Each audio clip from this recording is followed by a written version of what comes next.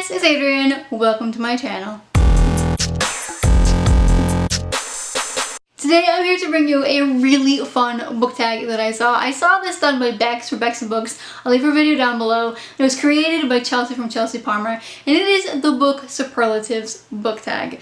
So every yearbook, at least in the United States where I grew up, you have this book superlative section with your most popular, with your most likely to end up together, with your class clown. I've never really been in these most of anything. Probably would have been like most probable to blend in and be absolutely not remarkable. That would have been me. So in honor of this book tag, it kind of made me a little bit nostalgic and I wanted to look at all these superlatives. So I went looking for my high school yearbook, but I couldn't find it. I did find the one from my freshman year of college. I think my high school yearbook is with my parents. But I found it, and I found myself, and it didn't change much. I got a couple wrinkles maybe, but that's about it. And my hair is a lot shorter, but we're not gonna talk about that. But there's me!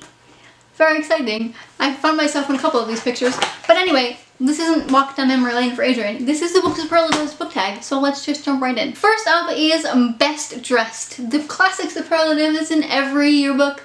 The book that has the most beautiful book cover.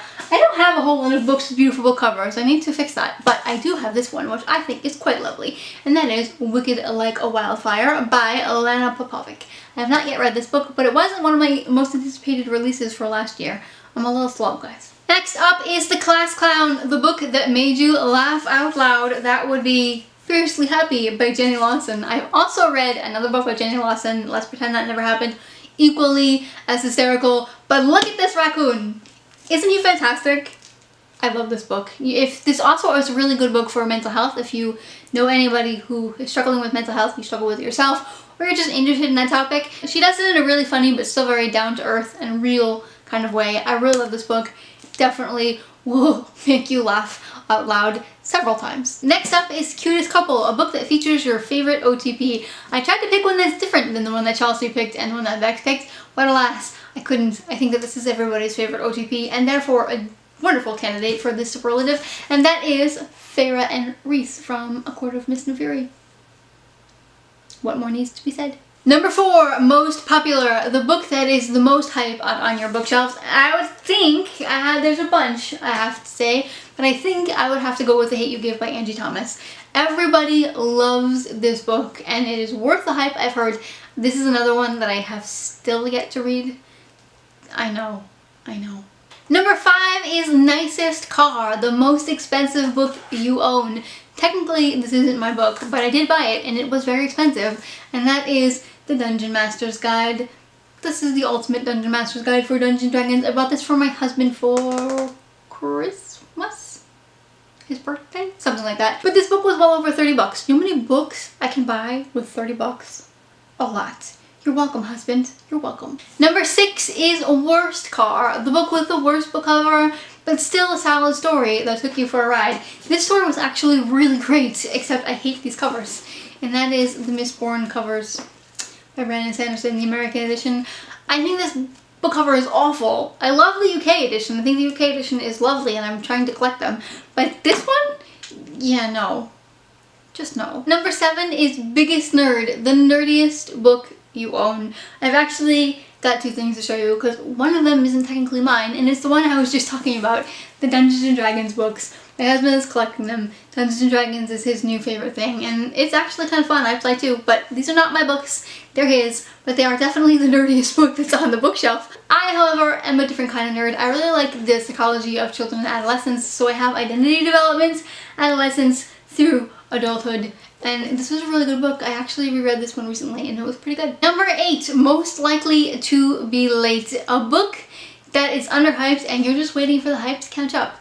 For this one I'm going to go with All Are Wrong Todays by Alon Masai. This is a sci-fi novel about a guy who comes from 2017, but the 2017 that was pictured in the 1950s, 1960s with like this flying space cars and the cool weirdo scientific stuff that we don't have yet. But he sort of screws up the timeline. It's sort of like a superhero that I know, and he ends up in 2017 that we know, and she's sort of trying to deal with that. I really love this book. It was so good.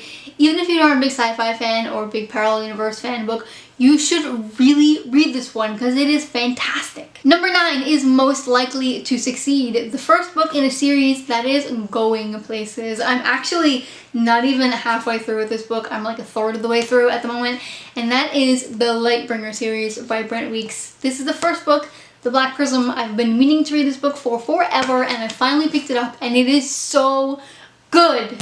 So good. I cannot wait to read the rest of the series. I already ordered the second book because I know I'm going to want to read it as soon as I'm done with this one. Number 10 is Most Athletic. For this one, I've got The Fall of Giants by Kent Follett.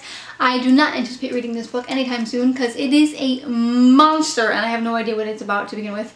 If you have read this book and you really liked it, let me know what it's about in the comments and let me know if it's worth my time. But it is huge. Number 11 is Most Intellectual, most thought-provoking book you've read.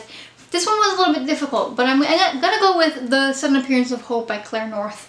This one I read about a year and a half ago, and I have a spoiler-free review for it if you're interested in more information. But it follows a girl named Hope, and Hope is a person that you forget. As soon as you speak to her and she walks away, you have no recollection of her.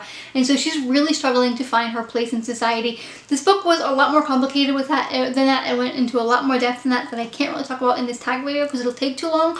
So go check out the spoiler-free review. But it really made me think about place in society and how we fit in and how our actions affect other people and how that all sort of fits into the grand scheme of things. I found this book oddly enough very philosophical. It wasn't my favorite book. I think I only gave it a 3.5 stars. But it did make me think a whole lot. And lastly, number 12 is Best All Around, a book or series that you would recommend to anyone.